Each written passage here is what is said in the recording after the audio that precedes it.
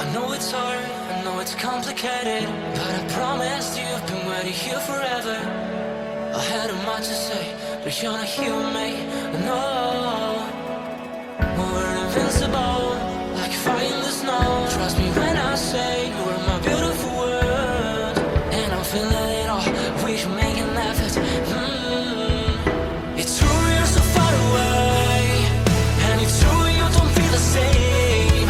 But if you take my hand, we can try and go back, starting from scratch. I won't let you go, no I can't let you go, 'cause you're my gravity, and I will never leave. I won't let you go, no baby I will not, because I still believe. You're my gravity. You will never be what I expected. Different frequencies, that's why we ain't connected. You know I will make it through, I got nothing to lose but you. It's true you're so far away, and it's true I can feel the same. It's another day, you know you want me to stay, but I go my way. I won't let you go, no I can't let you go, 'cause you're my gravity, and I will never leave. I won't let you go, no baby I will not, because I still believe. You're my gravity.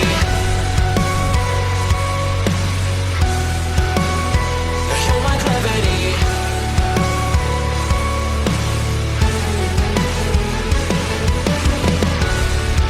You're calling out my name, but the echo numbs your pain. Sorry, but more than just a shadow, I'm more than just a man. You don't care how I feel, you don't know how I feel. No, you don't know how. I wash away the sorrow till my heart can beat again. You're my gravity. No, you're my gravity.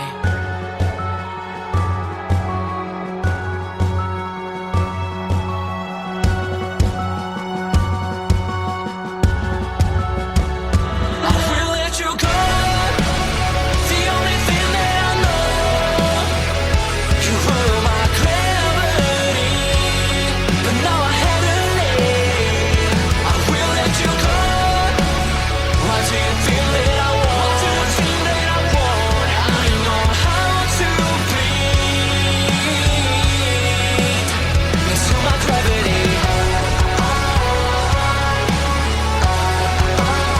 into my gravity, into my gravity, into my gravity, into my gravity. I know it's hard, I know it's complicated, but I promised you've been waiting here forever. I had a much to say, but you're not here with me, no. We're invincible, like fire in the snow. Trust me when I say you are my beautiful world, and I'm feeling it all, we should make an effort. It's true you're so far away, and it's true you don't feel the same. But if you take my hand, we can try and go back, starting from scratch. I won't let you go, no I can't let you go, 'cause you're my gravity, and I will never leave. I won't let you go, no baby I will not.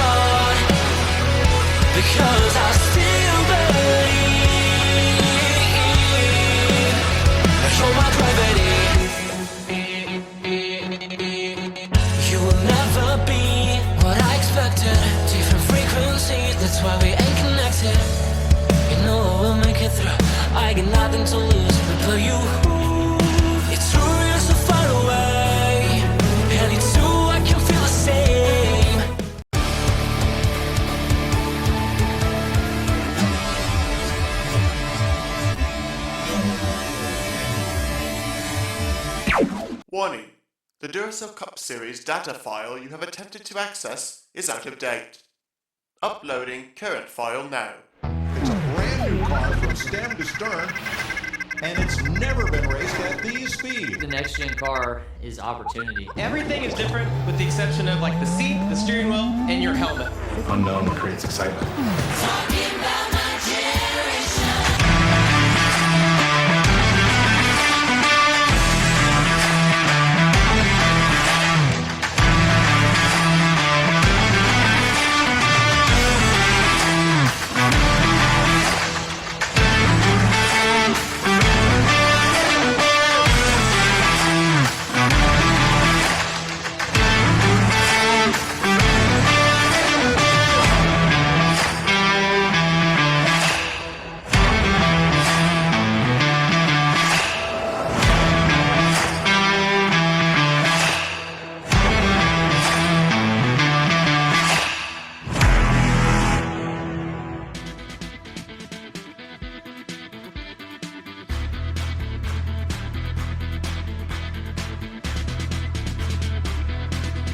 Good afternoon, ladies and gentlemen, and welcome here as we get set for our 10th weekend of Season 8 of the NNSCRA Duracell Next Gen Cup Series. Just the Cup Series here this weekend as we get ready for our second Super Speedway race.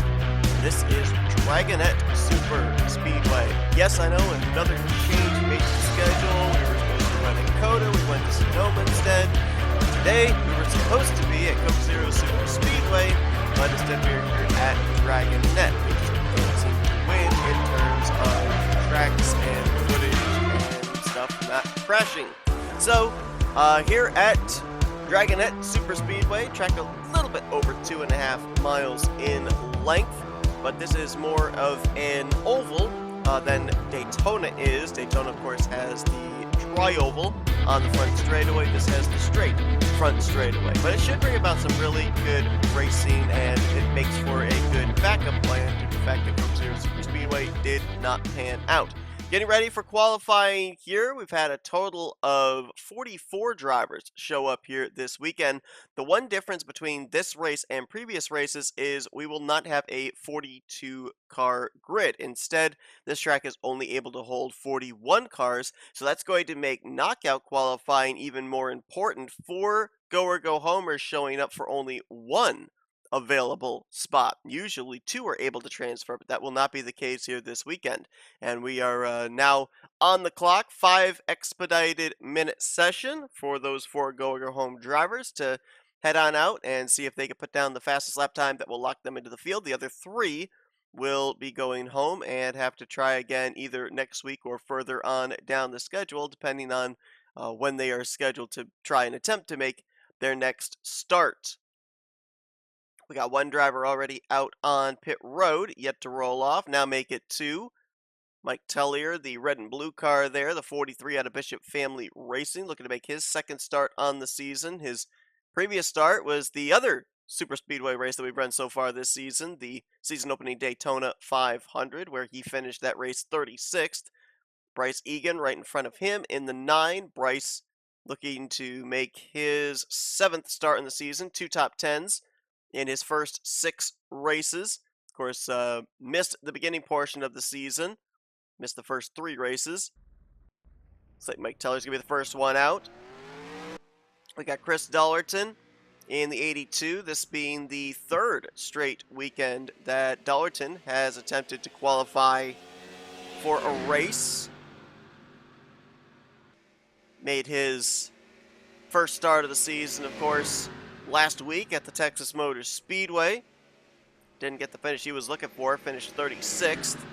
And the other driver in the go or go home field would be Autumn Brooks, the 3rd entry out of Garage 55. Autumn looking to make her 7th start on the season, 1 top 5, 2 top 10s in her first 6 starts of her Cup Series career. Well, Mike Tellier is feeling it's time to go. If he can leave with somebody, get a little bit of a draft off of them, that's going to be optimal here with Super Speedway racing. But if they're split up enough, it may come down just to single car speed as Mike Tellier on the clock. And little less than 3 minutes remaining. 212 miles per hour, carrying that speed through 1 and 2, and slowly begins to climb up towards 215 miles per hour, heading into turn number 3. And that's just single car speed. We're going to have them double wide, 3 wide, and a 40 car pack here tomorrow afternoon. Out of 4, first official lap time here for the Go-Go Homer session is a 42.509. Bryce Egan, 42.586. Looks like we were all single car qualifying here. Nobody really close to each other to get a draft. Autumn Brooks, I don't know if she's on the clock or not. Dollarton there. Mike Tellier trying to up to speed here, see if he can get up there, get a little bit of a toe off the 82 car of Dollarton. We'll see if Autumn Brooks is on the clock here. And she was top of the board, 42.830. Or sorry, 4.83 I should say. Now Dollarton with a 42.204. He goes to the top of the board. Tellier jumps to second, 42.318. I don't think these drivers are close enough to be able to get draft off of each other. They're about almost a full straightaway behind each other. So it's coming down to raw speed. 42.376 that last time by for Bryce Egan puts him third on the board. So right now Dollarton has the fastest lap, 42.2. Tellier and Egan with 3s. Brooks with a 4. Let's see if it improves this time. It does, but only to second, 42.222. Dollarton, 0.27. He's back to the top of the board. 2.85 for Tellier. That's only good enough for third right now. And Egan at a 3.66, improvement, but still remains in fourth place. Right now, Chris Dollarton, still the fastest in Dragonnett with less than a minute to go. Brooks has to pick up 0.2. Tellier has to pick up almost 0.3, and Egan has to pick up almost 0.4 to best Dollarton's lap time. Let's see if they could do it. Brooks out of turn 4. Can she get into the O's? 190. Nope, couldn't get in there. Little improvement there for Dollarton to a 0.17. Tellier, no improvement as he's about a full 10th off his fastest lap. And Bryce Egan improves by 6 thousandths to a 3.60. So unless something changes here or Autumn Brooks is able to get a heck of a lap, I think Dollarton may very well be the driver moving on. Brooks, Egan, and Tellier will have to go home. Red flag is out. Let's see if they're going to score these final couple of laps here, these final lap for these few drivers here, or did the scoring already stop before Autumn Brooks got to the line? And, well, they scored Brooks, but she was slower. They scored Dollarton. He was faster again. 0.004. 42.004 for the Whataburger Ford Mustang, and Tellier's thrown in the towel. He's had to pit road. Strong race car here, 217.350 miles per hour, the average lap time speed for Chris Dollarton on a flyer of a lap time. And he will, with zeros on the clock, be the transferee into the main event. Brooks will clock in second, Tellier third, Egan fourth. But it will not be good enough for those 3 drivers to make it into the race. So back-to-back weeks, Chris Dollarton is going to make the Cup Series field.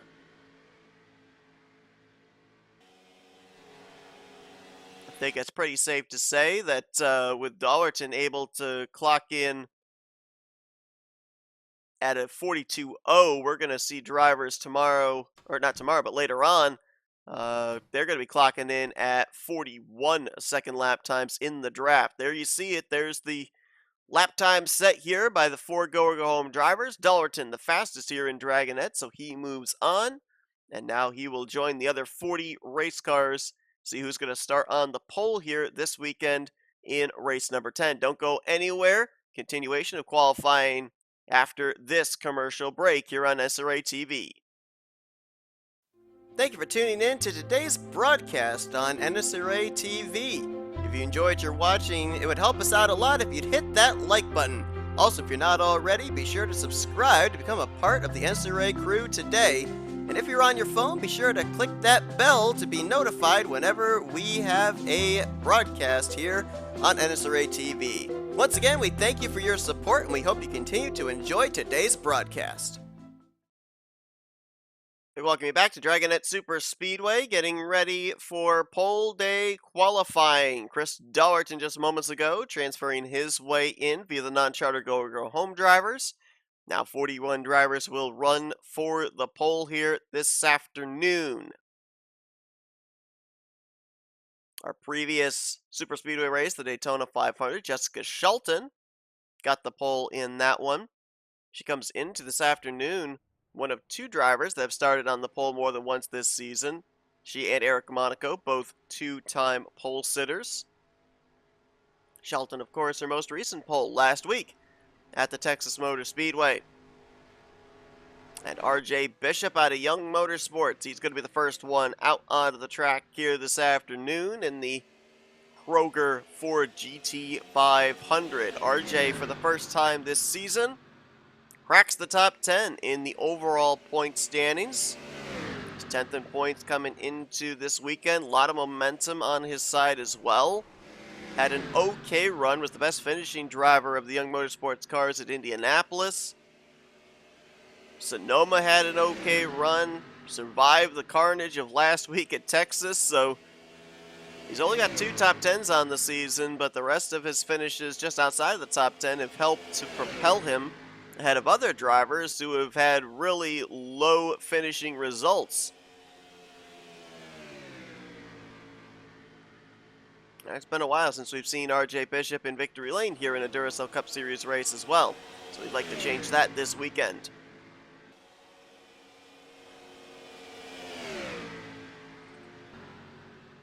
Benjamin Snyder heading out onto the racetrack there. Ryan Brommer doing the same. Ryan Brommer, talk about a driver with momentum. Last week, top 5 run at Texas, and he is 2nd in points coming into this weekend. This is maybe the most drivers in the closest points proximity coming into this race that we have had ever since coming off the heels of the season opening Daytona 500. We have a total right now of 7 drivers separated by 16 points, and that's with 9 races in the books.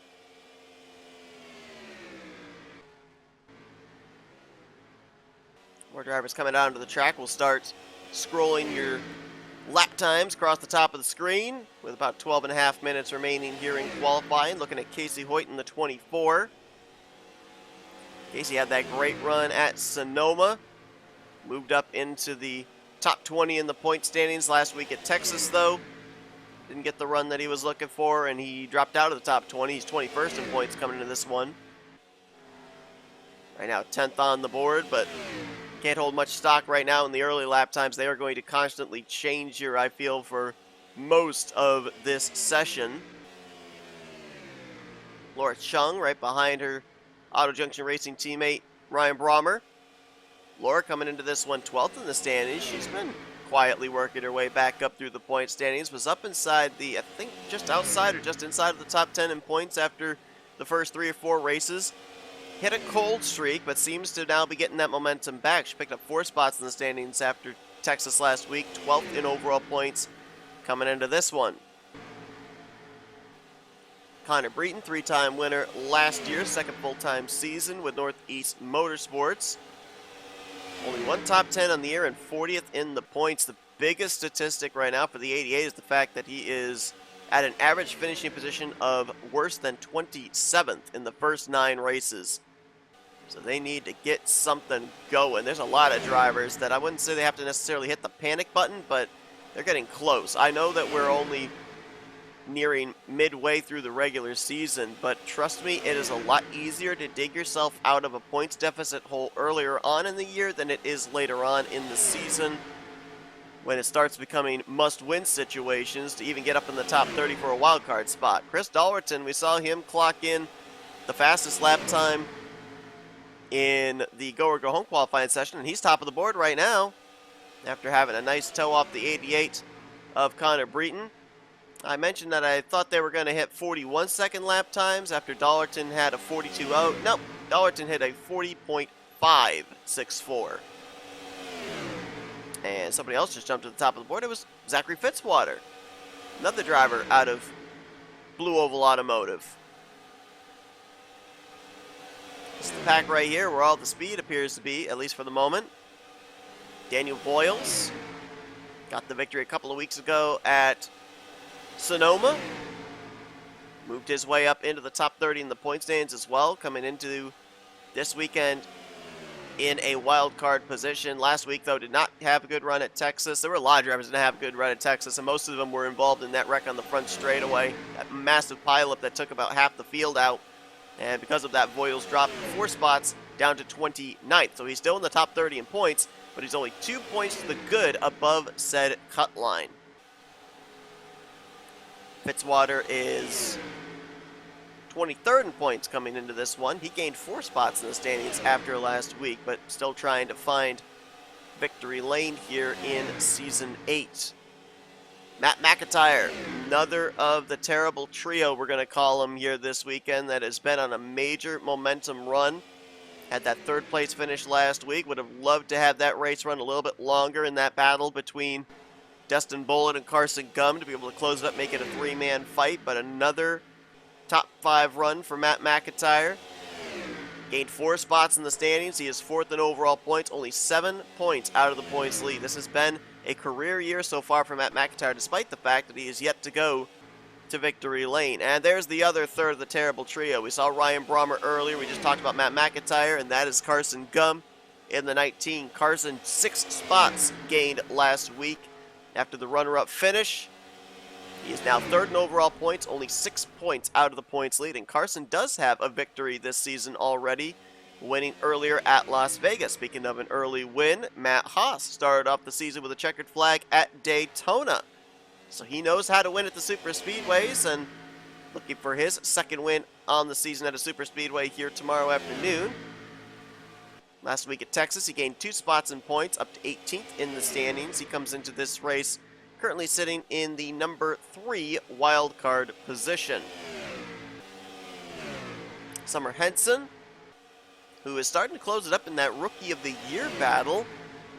She's 4th on the board right now. Summer coming into this race 26th in points, gained 5 spots in the standings after last week. All 3 of the Auto Junction Racing cars improved in the points after last week. And I mentioned about that rookie points battle. Right now, coming into this one, Eric Seidler, Eric Monaco, they are tied for the rookie points lead. Summer Henson, Danny Bouchard, the other 2 rookies are only 3 points back. So it is super, super close. Cole Deaver in the 3 car. Last week was not a good race for that team as he dropped out of the top 10 in the point standings from 7th to 11th.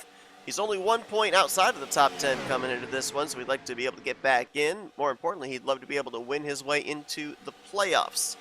So right now he sits 12th on the board in terms of speed. Nathan Orman in the 23, making a move there on Quentin Moore. Quentin coming into this race 15th in points, only 1 top 10 on the season. Nathan Orman, though, another driver like Daniel Boyles, who made his way close to that cut line last couple of weeks. He's been perilously just above it, and he is still sitting only 2 points to the good over 30th in the points with his victory at Manassas. Right now, he's in danger of that wild card spot slipping away. Needs a good run here tomorrow afternoon. Right now, 22nd on the speed charts for the 23 car. Michael Norman, very good super speedway racer. He's in a nice little pack here with Cody Lamas, James Qualls, Reggie Fogelman, and Kyle Matthews. Michael Norman coming this one 20th in the point standings. He lost a couple of spots last week. Cody Lamas had a great run last week, though, which helped him to bounce back from what should have been a good run at Sonoma the week prior. And now he's 5th on the speed charts as well. And that good finish last week propelled Cody Lamas up to 22nd in points. He gained 6 spots in the standings after last week. James Qualls, he had a lot of damage after the wreck last week, but he managed to actually finish the race. Lost a spot in the standings, though, down to 5th in points, but only 9 points out of the points lead, so he still has a shot of leaving Dragonnett as the points leader heading into next week at I-69 Speedway. Reggie Fogelman, he had a great run last week as well at Texas. Gained 6 spots in the standings. He is now 16th in overall points. Trying to find more speed in that race car, though, because right now he is 38th of the 41 drivers that have taken time, and he just ran his fastest lap that lap ago. So, track position isn't exactly all that important when it comes to super speedway racing. You can easily work your way to the front. The problem with bad starting track position is you're back in the hornet's nest, where if a wreck happens, you may get caught up into it. It's safer being at the front, at least in the early going, when drivers are at their most aggressive. Kyle Matthews in the mellow yellow Chevrolet, 26th fastest so far here in this one. Kyle is starting to get close to breaking back into the top 30 in points. Last week, a great run moved him up 5 spots in the standings. He's 32nd in points, only 4 points below the 30th standings cut line. So if we could see Kyle maybe go to victory lane tomorrow afternoon, he could be back up inside the top 30 in points and in a wild card spot. Anthony McCurry, he is the 30th in the standings cut line coming into this week. Dropped 6 spots in the standings after a DNF last week, and he is looking for a bounce back race. Had a good run at Sonoma, where he gained positions and then gave them all back after the DNF last week at Texas. Alexander Rowe just up ahead of him. Alexander Rowe coming into this one 9th in the point standings. Gained another spot after last week's Texas race from 10th to 9th. So right now has himself positioned in a playoff spot, but would love to get to victory lane. We've yet to have a Lake Tobacco Auto Sports car go to victory lane this season. Eric Monaco has 2 poles. Kyler Sestre right now sitting 40th on the speed chart. Kyler coming into this one 36th in points. He was the cut line driver, 30th in the standings going into Texas last week, and dropped 6 spots after a DNF. Dylan Young right now 32nd on the board in the number 2. Dylan's positioning in the standings did not change after last week at Texas. He went in 17th in points. He left 17th in points. Still searching for his first top 5 on the year. 3 top 10s so far this season. As we look at Caleb Vogler, the former champion from season 5. 18th fastest so far here in the Bible Broadcasting Network Ford Mustang out of Blue Oval Automotive. Caleb coming into this one currently situated in the 35th position in points. He gained a spot last week, but it's been a struggle at the beginning of the year here for this team, and looking to bounce back this weekend as he'll get moved up to the outside line by this pack of race cars being led by Keith Batson. Keith coming into this one currently positioned in the 34th position in the overall standings. We've still had a number of drivers that have not yet scored a top 10 this year. I believe 3 full-time drivers have yet to score a top 10. Correction, 4. Keith Batson is one of them. Jesse Turner, Kyler Sestre, and Jessica Schulten being the other 3. Joshua Osborne last week was not a good run for him. He lost a couple of spots in the standings. He's still top 10 in points, though. 8th in overall. 15th on the board right now for the 27. And we saw Benjamin Snyder. He was one, I think, the second car that headed out onto the racetrack for this qualifying session, and he right now sits 27th on the speed charts. Benjamin Snyder coming into this one 31st in the points. I believe he was the driver who lost the most positions last week. Dropped 8 spots in the standings from 23rd to 31st. Second most positions lost was 7. That was Charles Sanford, who dropped from 32nd to 39th. And then Daniel Bouchard and Anthony McCurry and Kyler Sestre all lost 6 positions each. Bouchard dropped to 27th, McCurry to 30th, Sestre to 36th. There's Charles Sanford. We just spoke about him. There's 2-time pole sitter Eric Monaco. His starting positions have been really good this year. His finishing positions, not that great. Monaco coming in the defending Light Series champion, and he is 19th in points coming into tomorrow afternoon's race. There's your points leader, Jack Mitchell. 13th fastest right now on the board for the McDonald's Chevrolet. Mitchell did not have a good run last week at Texas, but he survived enough ahead of the rest of his competition to still keep the points lead. But as mentioned, it is super, super close. A lot of drivers within striking distance of him.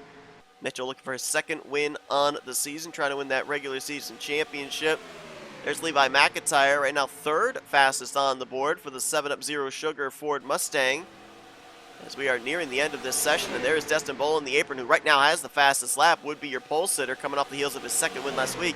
But Levi dropped 4 spots in the standings after last week. He is now 6th in overall points, but still only 10 points out of the points lead. And we're going to try and see if we can find that other driver that's in the hunt for the points lead. There he is, Benjamin Miles. He also dropped 4 spots in the standings last week to 7th in points, but he is only 16 points out of the points lead. A top 5, maybe a win.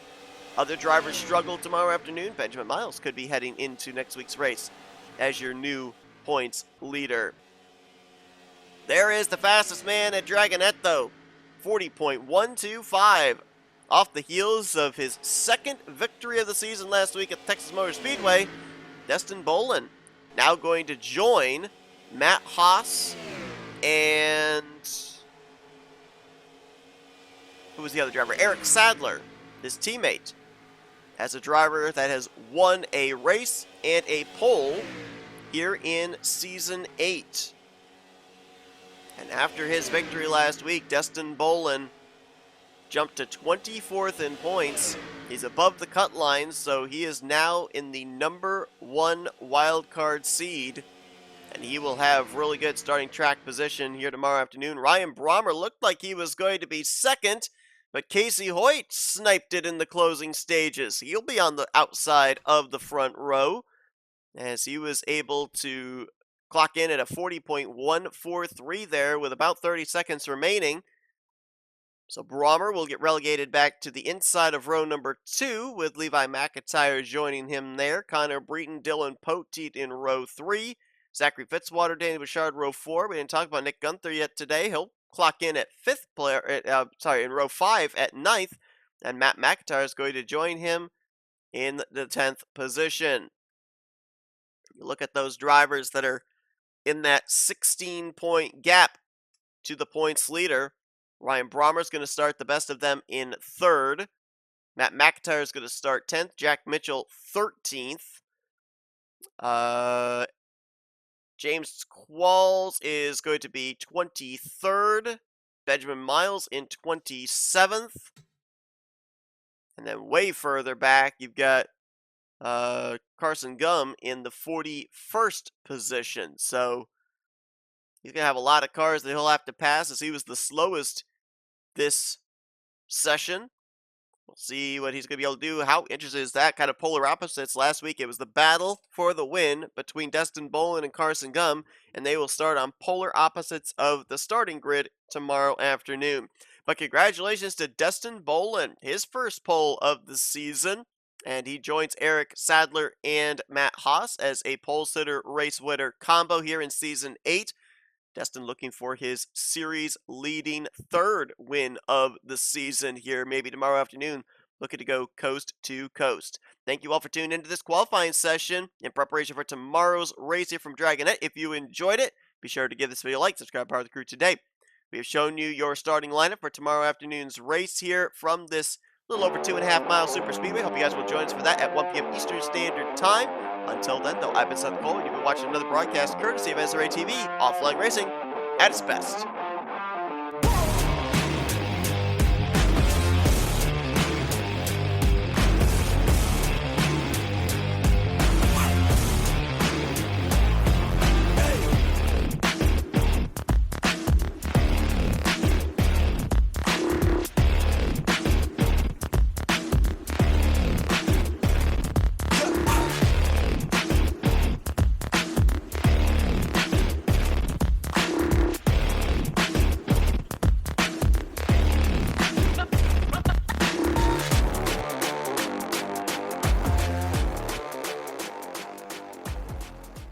The following has been a presentation of NNSCRA TV for the private use of our audience. Any other use of this telecast or any pictures, descriptions, or accounts of the game without the consent of the NNSCRA is prohibited. NNSCRA would like to thank all of our loyal fans, and we hope you enjoyed today's broadcast.